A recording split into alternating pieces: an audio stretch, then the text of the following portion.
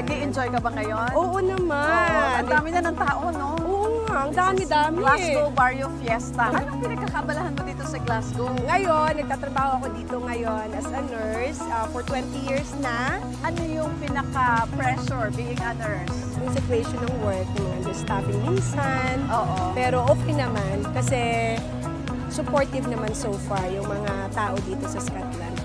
Respected, no? Ang mga Very Pilipino respected rito. ang mga nurses dito. I heard gumamit ka ng MX3 capsule for so long. Gaano na ka ba katagal na you are taking MX3 capsule? Uy, ang tagal na talaga. Kahit sa Pilipinas pa ako, gumagamit ako ng MX3.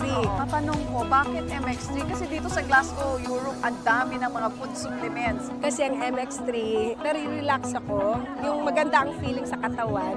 Super, believe ako sa MX3. Wow, Oo. talaga ha? Kaya loyal ako dyan. Loyal ka Oo. talaga. So, marirecommend mo ba siya with fellow nurses? Yes, of course. Maraming mga nurses gumagamit din ng MX3. MX3, dito ka bilib.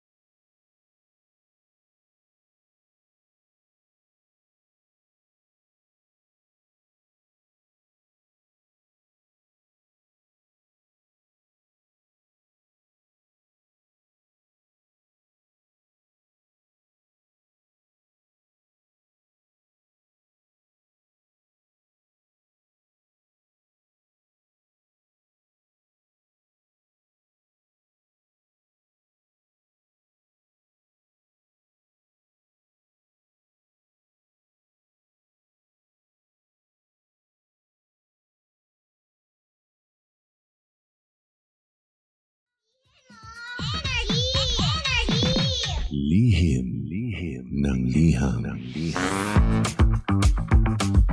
Ang pinakamakulit na girlfriend mo sa balat ng radyo. Isang magandang morning sa inyong lahat! Ako pa rin po nag-iisang girlfriend mo sa radio. My name is Lindsay. Makulit pero may puso, handang makinig sa mga kwento mo. Alam mo, feeling ko kailangan mo na siyang iwan kasi it doesn't make sense. Ang kwento sa lihim ng liham. Mahal ko ang Lindsay. Hello po sa lahat ng nakikinig sa Lihim ng Liham. Itago niyo na lamang po ako sa pangalang Mia. 37 years old, habang ang asawa ko naman ay 53 years old na po. Isa po siyang AFAM. DJ Lindsay, nag-live-in muna kami for 1.5 years, pero sa panahong yon, sobrang dalang lang ng mga intimate moments namin. Yung pong intimate life namin na yon, mabibilang mo lang sa kamay mo. Mga 5 beses lang. Totoo. At sa 5 beses na yon, mabuti na lang po at magaling ako kasi nabuntis agad ako. ko alam kung bakit hindi na siya ginaganahan pagdating sa chorva life namin. Sa sex life. Parang ayaw niya nang gawin yun with me. Sa tuwing humihiling ako ng moment, tinatalikuran niya lang ako. At parang galit pa. Ikaw pa talaga yung nagalit, ha? Pero kahit na ganun, kahit na may problema kami sa sex life, tinuloy pa rin namin ang kasal. Opo, nagpakasal kaming dalawa. Akala ko kasi magbabago siya kapag kinasal kami. Wala rin pala. Pagkatapos nga nung kasal, akala ko may honeymoon stage pa kami. Kaso wala. Hanggang sa nanganak na po ako at ngayon, 5 taong gulang na po yung anak namin. But still, wala pa ring nangyayari sa amin ulit. Ayaw niya eh. Alam mo yung hindi siya nagpapahawak, hindi niya rin ako hinahawakan. Ako na nga yung gumagawa ng moves. Pero wala talaga. Kahit pa anong sexy lingerie ang isuot ko, mapaitim o pula, parang wala nang epekto sa kanya. Alam ko naman na wala siyang ibang babae kasi home-based naman yung trabaho niya.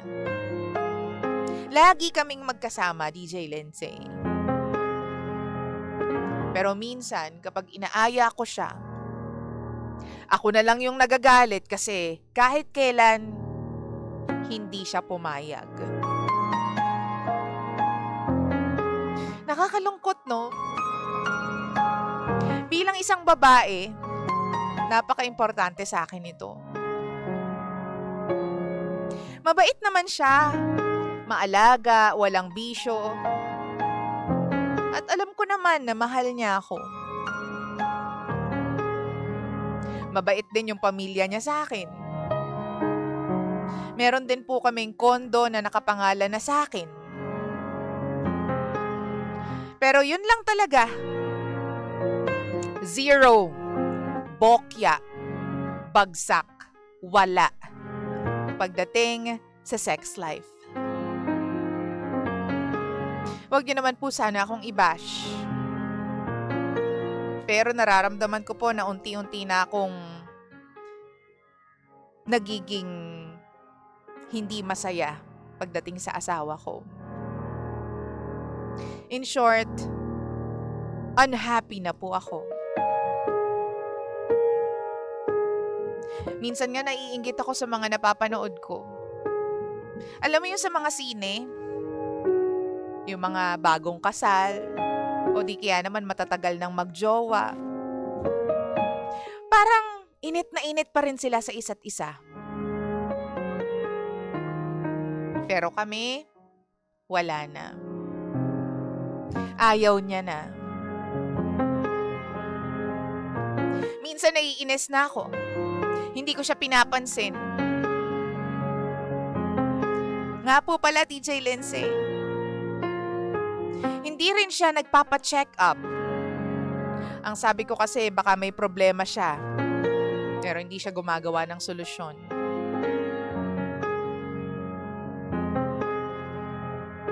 DJ Linz, natatakot ako kasi baka mamaya magkasala ako sa asawa ko. Kasi itong ex ko, yung greatest love ko dati, kailan lang nagparamdam sa akin. Hanggang ngayon, single pa rin siya. Pero hindi ko siya binibigyan ng pagkakataon na maka-score. Dahil alam kong kasal ako.